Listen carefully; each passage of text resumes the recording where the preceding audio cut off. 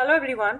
आज हम करेंगे क्लास 9th का chapter number 6 lines and angles का आगे कंटिन्यूड टॉपिक। जो हम पिछली वीडियो में बहुत सारे टर्म्स और कॉन्सेप्ट सीख चुके हैं, उसी की कंटिन्यूएशन में वीडियो है जिसमें हम आगे और टर्म्स और कॉन्सेप्ट सीखेंगे, जिससे आपका ये चैप्टर पूरा कंप्लीट हो जाएगा। और ये समझ में आ गया तो सारे ही क्वेश्चन ऑलमोस्ट आप अटेम्प्ट कर पाओगे। तो सबसे पहले सीखते हैं पैरेलल लाइंस क्या होती हैं। मैंने आपको पिछली वीडियो में भी बताया था, बट यहाँ यूज़ होगा इसलिए दोबारा। पैरेलल लाइंस वो लाइन है, ऐसी दो लाइन के पेयर को पैरेलल लाइन कहते हैं जो आपस में कभी भी एक दूसरे को टच नहीं करती हैं, या आप ऐसे बोल सकते हो कि उनके बीच का जो डिस्टेंस है वो हमेशा इक्वल रहता है। जैसे यहाँ पे इस डायग्राम में देखो, एम लाइन, ये एम लाइन है और ये एन लाइन है। ये दोनों मैंने बिल्कुल स्ट्रेट बनाई हैं। इनके बीच का यहाँ से भी अगर डिस्टेंस देखोगे तो भी सेम है, यहाँ से भी सेम है। इसको आप कितना भी एक्सटेंड करोगे ये कभी भी आपस में टच नहीं करेंगी, मीट नहीं करेंगी, इंटरसेक्ट नहीं करेंगी। ठीक है, तो ये पैरेलल लाइन हो गई। अब ट्रांसवर्सल लाइन क्या होती है? ट्रांसवर्सल लाइन का मतलब है किसी भी दो लाइन या दो से ज़्यादा लाइंस को एक तीसरी लाइन कट करती हुई जा रही है। जैसे यहाँ पे डायग्राम में एम और एन दो लाइंस थी, उसको कट करती हुई एक लाइन जा रही है, लाइन एल। तो इस एल लाइन को मैं बोलूँगी ट्रांसवर्सल। तो पैरेलल लाइन आपकी हो गई एम और एन, और ट्रांसवर्सल लाइन आपकी हो गई एल। ठीक है, कोई भी लाइन जो दो लाइन को या दो से तीन चार कितनी भी हो सकती है, दो से ज़्यादा कितनी भी लाइंस को कट करते हुए एक लाइन जा रही है, इंटरसेक्ट करते हुए जा रही है, ये दो पॉइंट पे इंटरसेक्ट कर रही है। देखो, एक यहाँ और एक यहाँ। ठीक है, तो इस एल लाइन को मैं बोलूँगी ट्रांसवर्सल। अब आगे देखते हैं interior and exterior angle. Interior इन से बना है, इन मतलब अंदर, तो इंटीरियर का मतलब याद रखना अंदर वाले एंगल्स। और एक्सटीरियर एक्स जहाँ पे भी आ जाए, यानी जो बाहर की तरफ है, जैसे एग्जिट बाहर की तरफ जाने का रास्ता होता है, इसी तरह एक्सटीरियर से याद रखना बाहरी वाला एंगल। तो बाहर कौन सा एंगल बना है और अंदर कौन सा है, तो ये डायग्राम में ध्यान से देखो।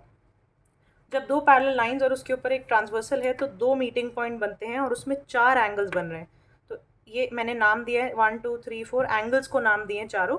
तो इंटीरियर और एक्सटीरियर एंगल इसमें कौन से होंगे, ध्यान से देखो। ये डायग्राम में अंदर की तरफ चार एंगल हैं। देखो डायग्राम के अंदर, जैसे ये एम है, ये एन है, इसके अंदर वाले जैसे ये 5 और ये 6, ये दोनों अंदर हैं। और ये 4 और 3 ये इंटीरियर में बन रहे हैं, अंदर की तरफ बन रहे हैं। ऐसे ही एक्सटीरियर एंगल कौन से हो गए? एक्सटीरियर एंगल हो गए आपके 1 और 2, देखो बाहर की तरफ है, यानी ओपन है, इस साइड भी ओपन है, ये भी ओपन है। ऐसे ही 8 और 7 ये दोनों ओपन है। तो आपके एक्सटीरियर एंगल हो गए 1 2 8 और 7। और इंटीरियर एंगल आपके कौन से हो गए? 3 4 5 एंड 6, 3 4 5 एंड 6। ये चार अंदर की तरफ है और ये बाहर की तरफ है। ठीक है, उसके बाद आते हैं ऑल्टरनेट एंगल्स पे। ऑल्टरनेट एंगल वो एंगल होते हैं, जैसे मान लो दो लाइंस को एक ट्रांसवर्सल कट कर रही है, तो दोनों ही ट्रांसवर्सल के ऑपोजिट साइड पे दो एंगल बनेंगे। ध्यान से देखना इसको कैसे मैं समझाती हूँ कि ये आपका ट्रांसवर्सल है, एक एंगल ट्रांसवर्सल के इस साइड बनेगा। ट्रांसवर्सल ये लाइन है, देखो ये एक इस साइड बनेगा तो दूसरा इस साइड बनना चाहिए। ठीक है, तो यहाँ पे एक एंगल देखो 4 और ये एंगल देखो 6। ये एक ट्रांसवर्सल है, 4 एंगल इधर बन रहा है और 6 इस साइड बन रहा है, एक इस साइड है एक इस साइड है, ऑपोजिट। ठीक है, या इसको आप ऐसे याद रख सकते हो कि ये Z बनाता है, ये देखो यहाँ पे Z, ये Z। ठीक है, ऐसे ही उल्टा Z, ये वाला Z। तो इस Z के अंदर कौन से एंगल आ रहे हैं? 3 और 5। ठीक है, तो 4 और 6 ऑल्टरनेट एंगल्स हैं, 3 और 5 ऑल्टरनेट एंगल्स हैं। इसी तरह ट्रांसवर्सल के साइड में दो और एंगल बन रहे हैं, देखो ऑपोजिट साइड में। एक 8 बन रहा है इस साइड, तो इसी को अगर मैं देखूं तो 2 बन रहा है इस साइड। 8 इधर है तो 2 इधर है, ऑपोजिट साइड्स में है। ठीक है, तो ये आपके ये भी ऑल्टरनेट एंगल्स हैं। इसी तरह ये देखो, ये 1 और ये 7, ये एक इस साइड बन रहा है तो दूसरा दूसरी साइड बन रहा है, तो 1 और 7 भी ऑल्टरनेट एंगल्स हैं। इसमें दो क्लासिफिकेशन है ऑल्टरनेट एंगल्स में। एक ऑल्टरनेट एंगल होता है जो इंटीरियर, यानी अभी हमने बताया था ऊपर इंटीरियर एंगल, इंटीरियर का मतलब एक ऑल्टरनेट एंगल का पेयर जो अंदर की तरफ है। ठीक है, तो अब ध्यान से देखो 3 और 5 ये दोनों इंटीरियर हैं और ऑल्टरनेट भी हैं। तो 3 और 5 को मैं बोलूँगी, यहाँ पे लिख देते हैं, इंटीरियर ऑल्टरनेट एंगल हो गए 3 और 5, 3 और 5। इसी तरह एक और इंटीरियर ऑल्टरनेट एंगल का पेयर है 4 और 6, 4 एंड 6। इसी तरह एक्सटीरियर की अगर मैं बात करूँ, एक्सटीरियर मतलब बाहर वाले, तो 2 एंड 8, 2 और 8, ये देखो बाहर की तरफ है और ऑपोजिट साइड में ट्रांसवर्सल ये रही, ट्रांसवर्सल के एक इस साइड है एक इस साइड है। तो एक्सटीरियर में जो पेयर है एक्सटीरियर ऑल्टरनेट एंगल इसको बोलेंगे 2 और 8। इसी तरह 1 और 7, 1 और 7 ये भी देखो ट्रांसवर्सल के एक इस साइड है तो दूसरा उस साइड है और दोनों बाहर की तरफ है, एक्सटीरियर में है, तो एक्सटीरियर ऑल्टरनेट एंगल। आगे चलते हैं। एक चीज़ आपको और ध्यान रखनी है ऑल्टरनेट एंगल्स को स्टडी करते हुए, कि मान लेते हैं ये दो पैरेलल साइड्स हैं, पैरेलल लाइंस हैं और ऊपर से ट्रांसवर्सल जा रही है, ठीक है। तो ये आपने देखा Z बन रहा है ये, तो ये वाला एंगल और ये एंगल हो गया ऑल्टरनेट एंगल, ठीक है, और ये इंटीरियर में है। इसी तरह ये वाला एंगल और ये वाला एंगल, ये एक्सटीरियर है तो ये एक्सटीरियर ऑल्टरनेट हो गया। लेकिन ध्यान देना, ये बहुत इंपॉर्टेंट बात है, ये दोनों ऑल्टरनेट एंगल के लिए ये दोनों लाइंस जो है पैरेलल होनी ज़रूरी है। अगर एक लाइन ऐसे और एक लाइन ऐसे जा रही है, ठीक है, मान लेते हैं ऐसे जा रही है और फिर एक ट्रांसवर्सल जा रही है, तो ये ऑल्टरनेट एंगल्स तो हैं बट ये इक्वल नहीं होंगे, ठीक है। ऑल्टरनेट एंगल अगर पैरेलल लाइन होती है ना तो हमेशा इक्वल होते हैं, ये और ये हमेशा इक्वल होंगे। लेकिन अगर लाइन पैरेलल नहीं है तो ये इक्वल नहीं होंगे, सब अलग अलग एंगल्स होंगे, ठीक है। ये बात आपको ध्यान रखना है। आगे देखते हैं, 5th और 6th पे लिखा है कॉन्जिक्यूटिव इंटीरियर एंगल, को इंटीरियर एंगल। ये दोनों ही एक ही बात है, ध्यान से सुनना। होता क्या है, ये है आपकी पैरेलल लाइंस और ये जा रही है उन पे ट्रांसवर्सल। मैंने नाम दिया 1 2 3 एंड 4, दिस इज 5 6 7 एंड 8। अब ध्यान से सुनना, कॉन्जिक्यूटिव का मतलब होता है लगातार। इंटीरियर अभी हम समझ चुके हैं, अंदर वाले एंगल्स की बात हो रही है, इंटीरियर एंगल्स।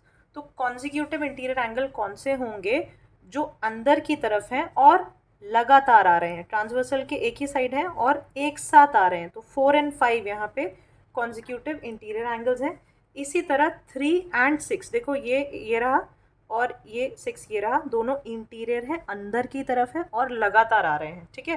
थर्ड के जस्ट साइड, इस साइड देखोगे एडजस्टेंट में तो ये 6 है, तो 3 एंड 6 इनको कहते हैं कॉन्जिक्यूटिव इंटीरियर एंगल या को इंटीरियर एंगल। को इंटीरियर एंगल समझ लो इसी का शॉर्ट फॉर्म है, इसका कॉन्जिक्यूटिव वर्ड का हमने को ले लिया है, को इंटीरियर एंगल्स। को इंटीरियर भी यही है। तो क्वेश्चंस में लिखा रहता है को interior angle, consecutive interior angle, तो बच्चे कंफ्यूज हो जाते हैं कौन से एंगल दिए हुए। कुछ भी नहीं है, ये 4 और 5 इंटीरियर एंगल्स और को यानी लगातार आने वाले, ठीक है, एक साथ आने वाले। तो 4 5 को इंटीरियर एंगल्स, 3 एंड 6 को इंटीरियर एंगल।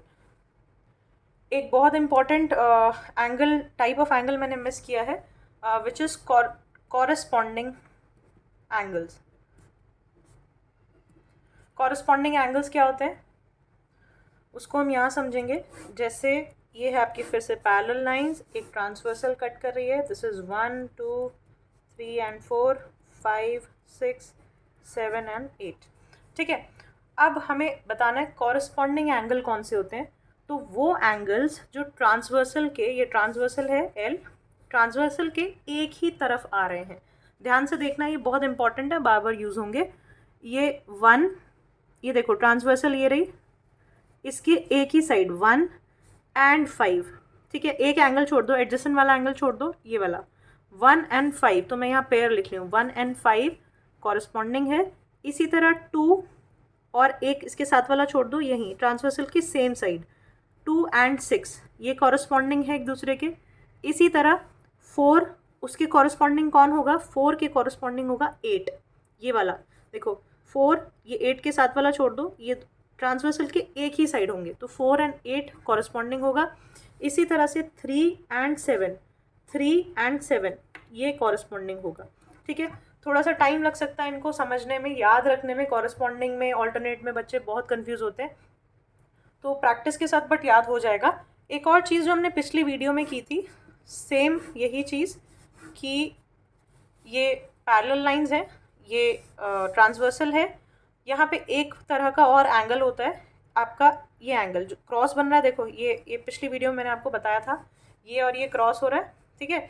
तो क्रॉस होने पर ये और इसके जस्ट ऑपोजिट में एक एंगल बनता है, इसको कहते हैं vertically opposite angle, vertically opposite angle. इसी तरह से जैसे 1, ये 2 है, ये 3 है और ये 4 है, 1 और 3 1 और 3 वर्टिकल अपोजिट एंगल होंगे, 2 एंड 4 वर्टिकल अपोजिट एंगल होंगे। इसी तरह यहाँ पे मान लेते हैं 5, 6, 7 एंड 8, तो 5 और 7 वर्टिकल अपोजिट एंगल होंगे, 6 और 8 वर्टिकल अपोजिट होंगे। एक सिजर कैंची बननी चाहिए, ऐसे क्रॉस बनना चाहिए, ठीक है, और उसके बीच वाले ऐसे आमने सामने वाले एंगल्स। आई होप ये आपको समझ आया होगा। इस सारे कॉन्सेप्ट को हम आगे क्वेश्चंस में यूज़ करेंगे। तो पहले ये वाली और पिछली वीडियो अच्छे से देख लेना, एक नोट्स की तरह अपने साथ बना लेना कि कौन कौन से एंगल, कौन कौन से वर्ड का मीनिंग क्या है और एंगल कौन से होते हैं। उसके बाद क्वेश्चंस अटेम्प्ट करते हैं नेक्स्ट वीडियो में।